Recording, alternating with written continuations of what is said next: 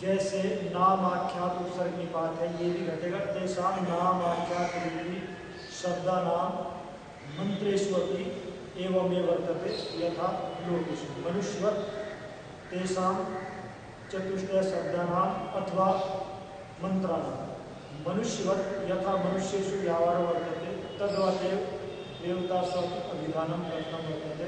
इंद्रागच्छ हरियागच्छ वायुवायाहि, जैसे हम बुला रहे हैं ऐसा मंत्रों में भी बुलाना है। तो ये बात पूरी हुई। अभी तक हमने जो है यहाँ तीन बहुत चीज़ें देखी। एक तो शब्द जो है नित्य है, वो उदुम्बराचार्य का जो मत था उसके पुत्र का, उसको खंडित कर दिया। दूसरी बात है कि शब्द संकेत से काम चल सकता है, व्याकरण आदि की अपेक्षा नहीं है, उसको खंडित कर दिया।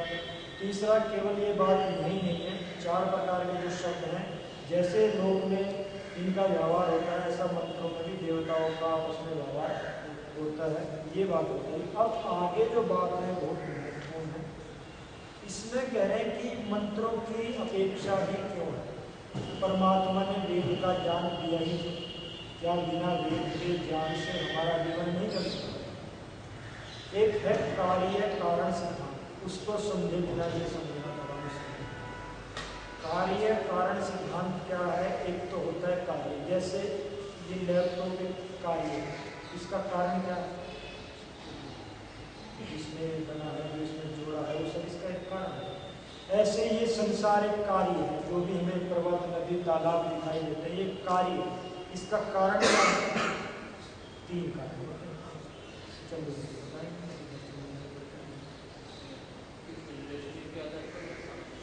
सामान्य बता दिए।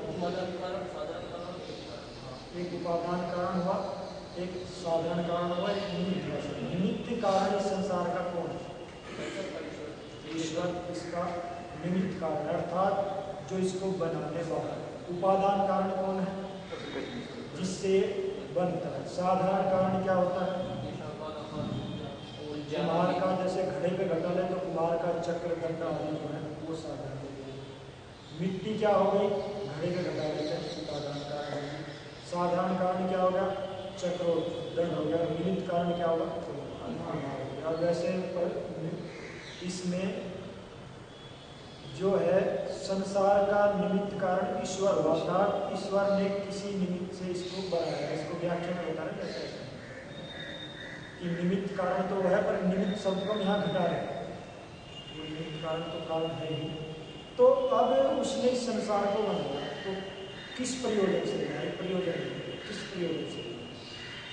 जो 8 चीजें मैंने बताई, योग में बताया। तो वो जो प्रयोजन है, ये जो तीन कारणों में ये चीजें घटेंगी, तो परमात्मा ने जब इसको बनाया, तो जब ये बना तो ये कार्य कारण वो हुआ। तो इसी प्रकार जब यहाँ कार्य कारण घटाएंगे कि उसने वेद का ज्ञान क्यों दिया। वेद का ज्ञान तो एक क्या है? वो भी तो कार्य है ना। उसका कारण कौन हुआ? ईश्वर हुआ। वैसे तो स्वाभाविक है वो भी। तो जब वो ईश्वर ने इसका ज्ञान वेद का दिया तो क्यों दिया? क्या इसकी अपेक्षा थी? क्या हमारा जीवन नहीं चल सकता? बिल्कुल नहीं चल सकता था। क्यों नहीं चल सकता था? मैंने आपको उदाहरण अकबर के ज़माने में शायद वो राज्य था, तो तब भी एक बच्चे का बीरबल में शायद ऐसा लिखा है कि प्रयोग किया था कि उसको जंगल में छोड़ दिया था। तो जब उसको लाए तो बंदरों की भाषा बोलता था, बंदर की रहता था। तो हम ऐसे हैं। आज भी जाके आदिवासी इलाकों में देख लो, कोई विकास है, क्योंकि बिना पढ़ाए ज्ञान नहीं आता। आज ये लैपटॉप बनाया, कुकर बनाया, उसके लिए पुस्तक दी जाती नहीं दी जाती, कैसे यानी चलाना ही नहीं आएगा, प्रशिक्षण दिया जाता। तो ऐसे ही जब ये संसार बनाया, ये कार्य हुआ, कारण ईश्वर हो, तो प्रयोजन क्या है इसका? तो उस प्रयोजन को बताने के लिए वेद का ज्ञान दिया गया था। तो वो वेद का ज्ञान यदि ईश्वर नहीं देता तो पुरुष की विद्या तो जो है वो अनित्य, मतलब स्वाभाविक ज्ञान होता, पशुओं की तरह ही हम रहते, ज्यादा ज्ञान नहीं होता। वो यहाँ होता है। देखिए बात, पुरुष विद्या अनित्यत्वात् कर्म संपत्ति मंत्रो। कह रहे हैं कि पुरुष की विद्या जो है वो अनित्य है। पुरुषस्य नाम है मनुष्य से। किसी में नित्य भी दिया होगा, 2 पाठ में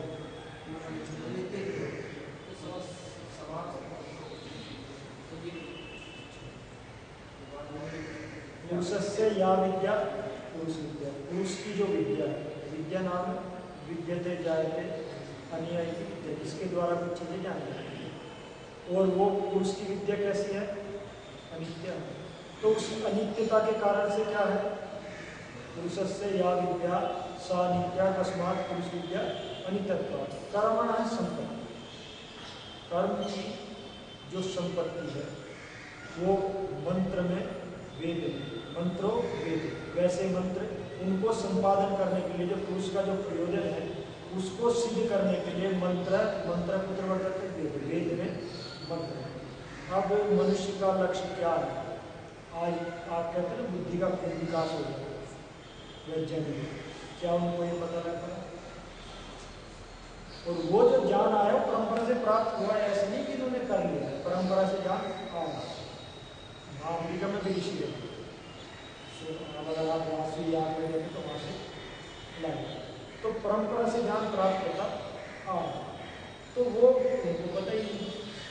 मनुष्य के साथ में कैसे जीवन जिएगा? मित्र से चक्षुषा सर्वाणी भूतानि संविष्य, केवल आर्य संस्कृति को छोड़ के किसी ने, जो गया वहीं से गया, संसार में किसने क्या किया? तो हमें अपने पूरे, हम यही पता नहीं हम दुनिया में किसी बड़ी दुनिया के लिए कितने साधन बनाए, पता नहीं क्या, आज भी पता नहीं इतना बुद्धि का कैसे विकास। तो ये सारी बातें हैं। तो पुरुष की विद्या अनित्य है, भूल भी जाता है। अब ये संसार कैसे बना पुरुष नहीं बता सकता, क्योंकि वो था ही उस काल में, और भविष्य में जब नष्ट हो जाता है तो वो किसी ने बताया, किसी ने बनाया, और उसका ज्ञान क्या? तो सीधी बात है, बिना वेद के चीजों को ठीक से नहीं जानते। तो इसलिए पुरुषस्य या विद्या तस्य नित्यत्वात् कर्मणः संपत्ति संपादनाय मंत्र वेदेषु वर्तते। मंत्र जो है वो वेद में है। और कुछ लोग इसका ये भी कहते हैं कि कर्म का यहाँ अर्थ है, अर्थ यानी प्रयोजन है। तो पुरुष की विद्या के अनित्य होने से प्रयोजन संपादनाय प्राप्त है, संपत्ति का समाप्ति भी होता है, अपने जीवन की जो मुख्य लक्ष्य है उसकी समाप्ति के लिए, प्राप्ति के लिए सम एक ही भूय प्राप्त्यते संपत्ति, जो एक ही भूय अच्छी प्रकार होकर जो प्राप्त की जाती है वो संपत्ति है, और एक ही भूय जो प्राप्त की जाती है उसमें सभी प्रकार का विकास आता है। तो उसके लिए वेद में मंत्र है। अभी मैंने उदाहरण दिए कि अगर वेद के मंत्र नहीं होते तो आप कुछ नहीं जान पाएंगे। आज संसार कहाँ है? एक व्यक्ति कह रहा है कि ईश्वर का स्वरूप ऐसा है, वो अपने भाइयों को ही मार रहा है। विराट में देखिए क्या हो, अनेक जगह हो रहा है ऐसा, भारत में भी हो रहा है। तो क्या ऐसा ईश्वर का स्वरूप है? बुद्धि से ही विचार है। तो अगर वेद का ज्ञान इन लोगों को हो जाए तो क्या ऐसा करेंगे? क्या ईश्वर का स्वरूप ठीक से जान हो जाए तो संसार में समस्याएं बचेंगी, संप्रदाय बचेंगे, जात पात बचेंगे, हम कहाँ रहेंगे? स्वर्ग में महर्षि जी कहते हैं ना ये स्वर्ग है।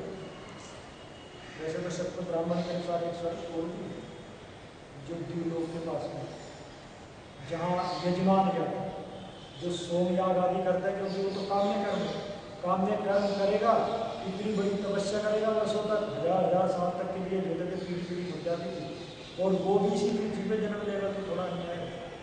तो कोई ऐसी पृथ्वी होगी जहाँ आयु ज़्यादा हो और सुख सुविधा ज़्यादा हो। ऐसा शतपथ ब्राह्मण का मानते हैं।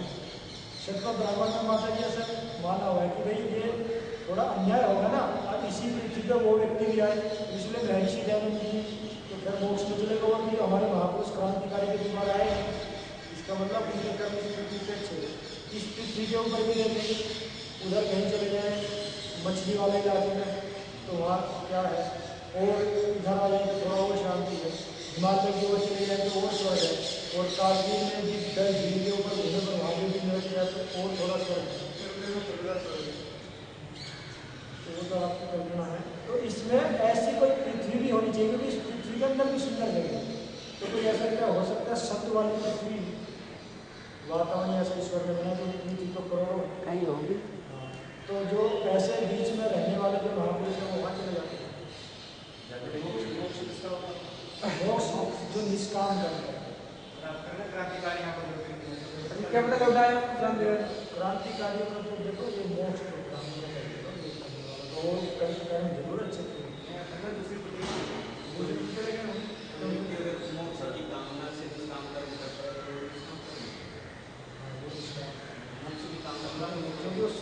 नहीं कर रहा ना, उसका धर्म वेद दिया गया, उसने बताया ये काम करना है। स्वार्थी हो गया ना, मोक्ष पाना तो दूसरे को देखना। ईश्वर की आज्ञा का पालन करना धर्म है। ईश्वर की आज्ञा है कि अंतिम लक्ष्य जंगलों से पार करना।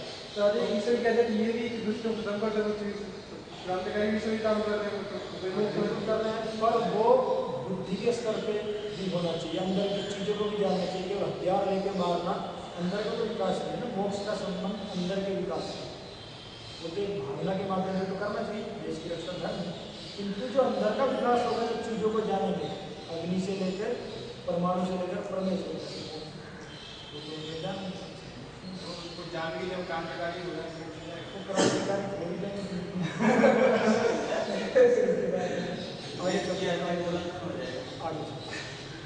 तो ये बात समझना कि सुस्पष्ट पुरुष की विद्या अनित्य है, इसलिए वेदों में भगवान ने मंत्रों का प्रतिपादन किया।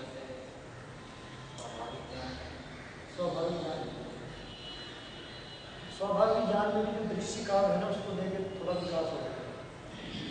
वही है जैसे पशुओं में वही है। स्वाभाविक ज्ञान तो मनुष्य को बच्चे को दूध पाने का मात्र थोड़ी सिखाते हैं।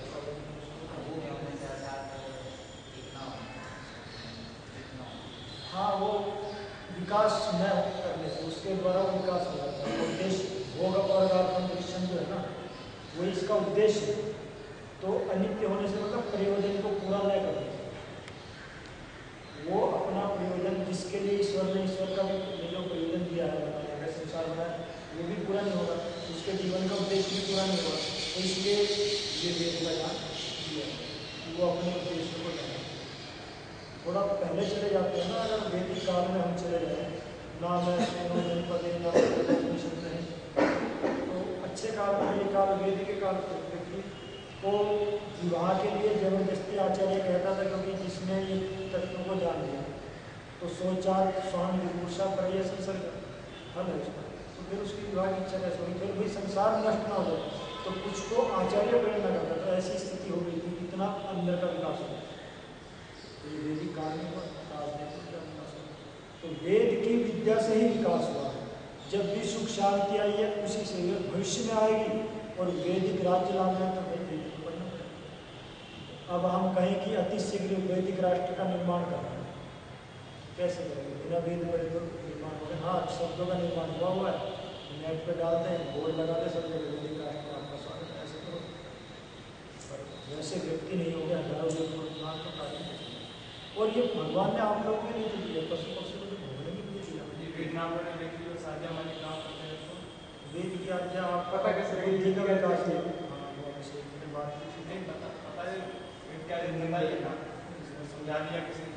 ऐसा है, ये वेद की आज्ञा राष्ट्र ऐसा हो, किसी राष्ट्र को उस राज्य को सब बना लिया तो वेद नहीं पढ़े, तो वैदिक राष्ट्र। ये देखिए, सबसे पहला है विकास, बुद्धि का विकास। या में हम देव बना शीश का बात करते हैं, कभी तो भावना बनी, बुद्धि के विकास पे सारा है। आज के वैज्ञानिक भी कहते हैं, आइंस्टाइन जैसे वैज्ञानिक 5-7% बुद्धि का प्रयोग वो वैज्ञानिक करते हैं, हम तो नहीं कहते हैं कितना करते हैं, वो उनके अनुसार करो। 97% कौन करेगा? वो बिना अज्ञान दूर हुए सत्य की प्राप्ति के बिना ही कार्य नहीं करते। सत्य भी प्राप्त हो गया, अगर ज्ञान नहीं तो भी काम चलेगा। दोनों काम साथ में करना है, बुद्धि का विकास भी करना है, सत्य को बढ़ाना है, रजस्तमस को रोकना है। ये बिना जान के नहीं होता। यथा यथा ही शास्त्र विवेचति विज्ञान जैसे जैसे व्यक्ति शास्त्र पढ़ता जाता है, तो विशेष बुद्धि का विकास होने से विज्ञान में उसको रुचि होगी। आप कितना भी प्रयास करिए, आपके आयुर्वेद नहीं पढ़ेंगे तो भोजन उल्टा सीधा खाकर मोक्ष का रास्ते छोड़ो, बुद्धि बनकर जल्दी हो। सुन के आपकी बुद्धि में वो विकास नहीं हो सकता, उसके अनुसार आचरण करके हो सकता। उसके अनुसार पूरा आचरण आप नहीं कर सकते, क्योंकि बिना पढ़े बुद्धि का वस्त्र नहीं होगा। आपको क्या पता परमाणु से लेकर परमेश्वर तक जाना है, तो बिना मंत्रों के आप कितना भी सुनिए, कर्म से बुद्धि का विकास होता है। उदाहरण के लिए आप जब बिल्कुल मैं ये चीज़ें आप सुनते रहते, घर पे रहकर क्या तरह विकास कर रहे हैं आप? अब आपको चीज़ें समझ में आ रही नहीं है, आपको दुनिया को भी समझ में आ रही है, विश्व को कैसे ठीक किया जा सकता है ये भी समझ में आ रहा है, क्या लक्ष्य है ये भी समझ में आ रहा है, तो क्या एक घर तरह के सोच सकते सकते कभी नहीं। इसलिए परंपरा तो पढ़ना ही पड़ेगा। दूसरा, आपके और हमारी बात में मतभेद है तो ऋषि हमारे प्रमाण ऋषियों ने कहा पढ़ना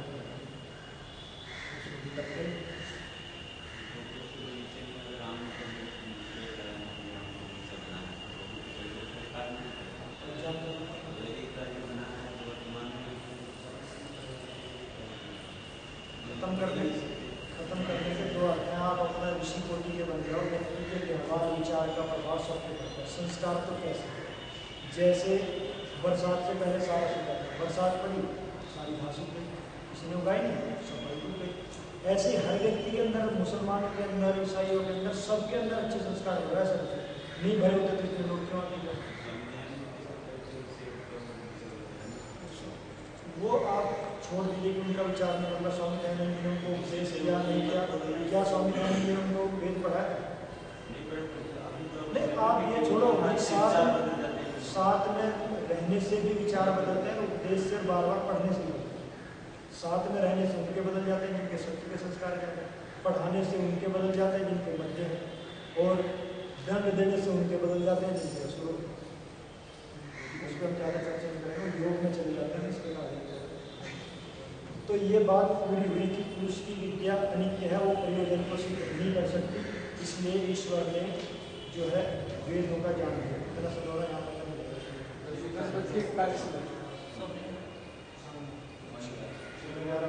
और चलाएं थोड़ा।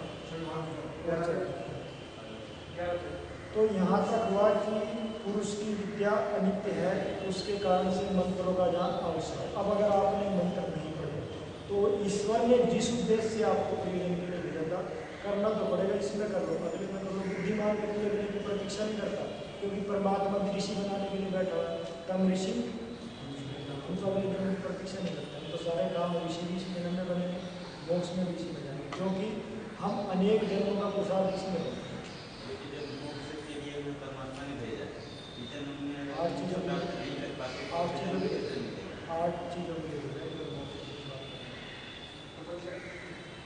केवल मोक्ष के लिए पहले कर्म से गुजरना पड़ेगा। आगे देखिए, आगे क्या है, जीवन का एक सत्य आ रहा है कि अब बलदेव जी के ऊपर ही बता रहे ये है पैदा हुए तो ये इतने शुक्र, फिर ये इनकी सत्ता होगी घर में थाली वाली में कोई बच्चा कर रहा है, धर्म की चर्चा साथ में बैठ रही।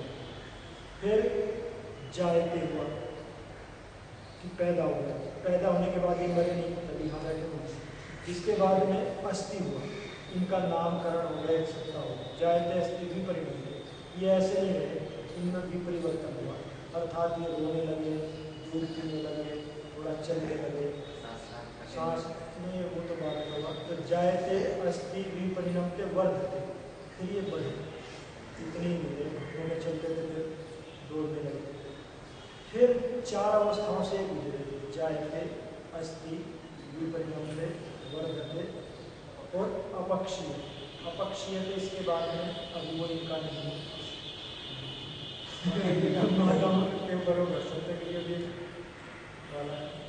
बाबा जी को ले लेते हैं।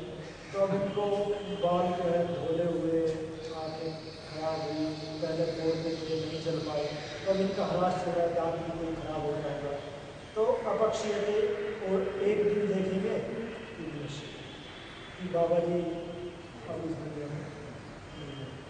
तो ये जीवन का सत्य है। इस सत्य को जो व्यक्ति जान लेता है वो धार्मिक बन जाता है, श्रेष्ठ काम कर सकता है।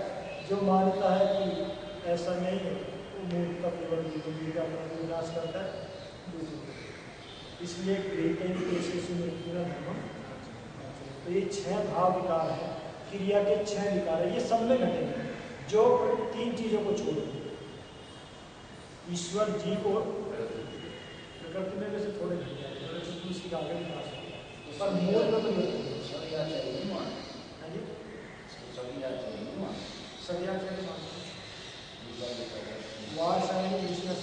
तो ये उन्होंने ऐसा दर्शन पहली बार दिया हो तो उनके नाम लिखा, ये मान के उनका नाम दिया महावैष्णव। तो अब इन 6 भाव विकारों को जीवन के सत्य को थोड़ा देखिए। जितने भी प्रकृति से पदार्थ बने हैं, हाँ, क्रिया तो द्रव्य के अंदर रहती है, क्रिया तो द्रव्य के अंदर है। तो जायते मतलब उत्पन्न हुए पदार्थ को कहते हैं, खुद ही बताया कैसे बनेगा। अस्थि सत्ता को कहते हैं, विपरिणाम उस पदार्थ में परिवर्तन होगा। अपक्षीयते उसकी एक अवस्था को रहेगा, वो वैसा नहीं है। भाव मतलब क्रिया के विकार, द्रव्य भी है, और द्रव्य किसके कारण बना है? क्रिया के कारण। बच्चा पैदा हुआ तो बिना क्रिया के रूप पैदा हुआ, क्रिया के ही विकार है, द्रव्य भी क्रिया का ही विकार है। ईश्वर ने ईक्षण किया, विवेक का मतलब अन्यत्र सबको ब्राह्मण में जाता है। ईश्वर ने संकल्प किया, ईक्षण किया कि मैं इसको संसार को बना सकता हूँ, तो बनाना चाहता हूँ। तो ईश्वर ऐसे बिना क्रिया के, मतलब जो उसने ऊर्जा वहाँ से आई, जो भी हुआ, तो वो परमाणुओं में क्रिया करा देगा, उस क्रिया का ही विकार करेगा ना, कोई बेहतर चीज नहीं। बिना क्रिया के तो कोई दुनिया में विकार हो ही नहीं सकता। अगर हमारे निरंतर शरीर में रक्त ना दौड़ रहा हो, हाँ, ह्रास ना हो रहा हो, वृद्धि ना हो रही, तो बिना जिस दिन क्रिया बंद होगी उस दिन फिर दूसरी क्रिया चलेगी, वायु उसको सड़ाएगी, दुर्गंध फैलाएगी, कीड़े खाने आएंगे, वो वहाँ भी क्रिया के द्वारा नष्ट होगा। निर्माण और विनाश बिना क्रिया के, और क्रिया कैसे हो दिखाई दुनिया का सत्य। जड़ पदार्थ में कैसे घटेगा? कोई एक जड़ पदार्थ, पत्थर बना, उसमें नित्य ह्रास है, उसके ह्रास की गति कम। जैसे ईश्वर ने बनाया, उसकी सत्ता होगी तो पत्थर बढ़ेगा कैसे कि जब मिट्टी उसके नीचे आ जाएगी तो ऊंचा हो जाएगा, वैसे नहीं बढ़ेगा। पर्वत भी बढ़ते हैं, पर्वत भी बढ़ते हैं, पर वो ऐसे पत्थर नहीं बढ़ते। नीचे जो लावा हुआ उसको ऊपर फेंक रहा है, वो सीधा वैसे होती है। जैसे पर्वत भी ऐसे थोड़ी थे, बढ़ते रहते। समुद्र भी बढ़ रहा है, कम भी हो रहा है,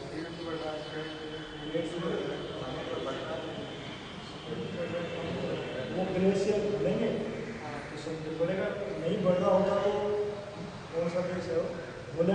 होलैंड के अंदर 8-10 फुट ऊंची दीवार जो है चारों तरफ घेरा के समुद्र का पानी नहीं, होलैंड के पास।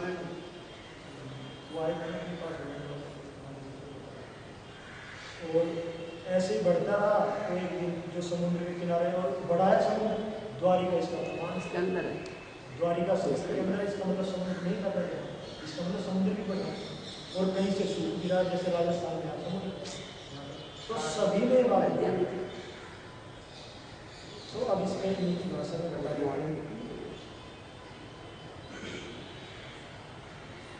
तो षड भाव विकारा भवंती वाचाएगी। 6 जो है भाव के, द्रव्य क्रिया कहो या केवल क्रिया कहो, ये कहेंगे। इसके 6 भाव के क्रिया के विकार होते हैं, ऐसा वाचायनी विशेषते पूर्वापत्याचार्य है। उसने बताया कि 6 चीजें हैं, जीवन का सत्य कहता हूँ इसको, यही है। आप 40 साल पहले हम अपने जीवन में चले जाएंगे दुनिया में, और दुनिया में ना बैठे 150 साल पहले और बैठे, जैसे बचपन में थे वैसे चेहरे नहीं गए, वो भी बदल सकते। और आगे चले तो पहली क्रिया क्या है, पहला विकार क्या है क्रिया का? जायते, व्यक्ति उत्पन्न हुआ, घर में बड़ी खुशी मनाई गई। उसके बाद में ये क्या कहता है जायते? इति पूर्व भाव से आदिमाचि, पूर्व जो क्रिया का जो प्रारंभ है उसके प्रारंभ को कहता है, क्रिया का प्रारंभ वो कहता है। यहाँ से इसका, आज से इसका जीवन प्रारंभ हो गया, इस बात को कहेगा। न अपराध भाव माचक, इसके बाद वाला जो अस्थि है ना, अस्तित्व को नहीं कहता, अस्तित्व तो बाद में रहेगा। केवल ये कहेगा कि व्यक्ति पैदा हुआ, बस क्या होते उत्पत्ति, इतना मात्र कहा। बाद वाली क्रिया को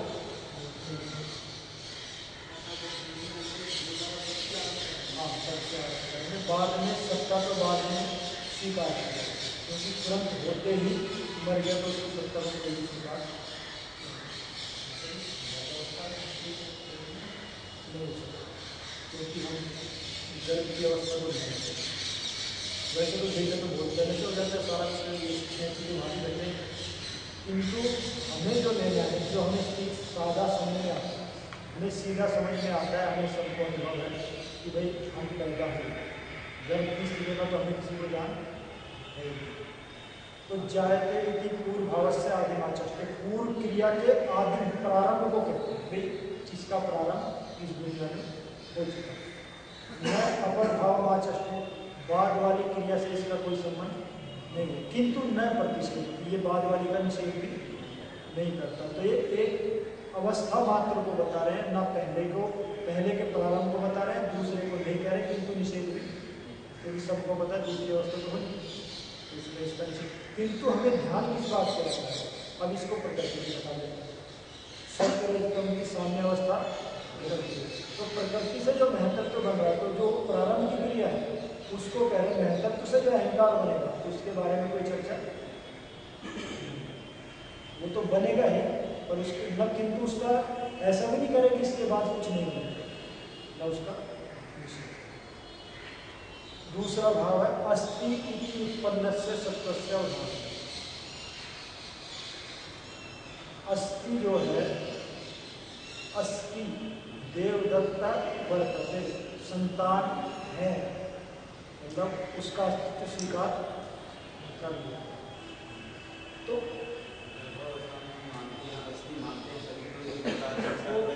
मैं कह रहा हूँ देखने का तरीका है, दर्शन है, ये ऐसी चीजें कहीं भी आए, दर्शन नाम है दृश्य के अनैने की दर्शन, देखने का तरीका। एक ऋषि ने देखा कि 16 पदार्थों से मोक्ष होगा, एक ने ठीक से देखा, तो क्या मतलब देखने का तरीका, ये आपको वो तरीका उत्पन्न होने से पता है, पूर्व में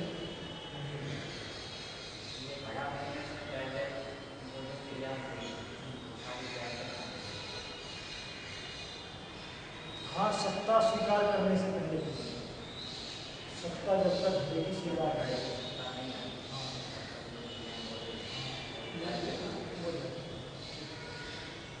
तीसरी क्रिया होगी अस्तित्व उत्पन्न से सत्वस्य, सत्वस्य नाम पदार्थ को स्वीकार कर लिया, अवधारण कर लिया कि निश्चय है कि ये हमारे पास पैदा होगा। फिर उसके बाद में जो क्रिया होगी विपरिणाम, अप्रच्यव्यमानस्य तत्वात् विकल्प। अप्रच्यव्यमानस्य का उदाहरण से देंगे, प्रच्यव्यमान नाम है हटता हुआ, और न प्रच्यव्यमान नाम है जो अपने स्वरूप को न छोड़ता हो। बच्चे ने अपने स्वरूप में कोई परिवर्तन नहीं किया है, बच्चा वैसा ही है, आकृति उसकी वैसी ही है, किंतु उसमें क्या है विपरिणाम हो गया, स्वरूप में परिवर्तन नहीं हो, विपरिणाम क्या हो गया, अब वो हंसने लगा, रोने लगा। अब जैसे बच्चा यदि नहीं रोए तो उसको रुलाना पड़ता है। आयुर्वेद में लिखा हुआ है कि बच्चे में जब तक प्राण नहीं आता तब तक नाभि नाल को नहीं काटना चाहिए। कुछ लोगों को पता नहीं होता, पहले नाभि नाल को काट देते तो बच्चे मर जाते, क्योंकि तब तक वो नाभि नाल के माध्यम से माता से प्राण लेता। रोदयति रुद्र, रुद्रा वही प्राण, रोने से ही बच्चे में प्राण, इसलिए बच्चे को रुलाया जाता है। तो रोने के बाद नहीं, माता से बच्चे में पैदा होगा तो बाद में होगा।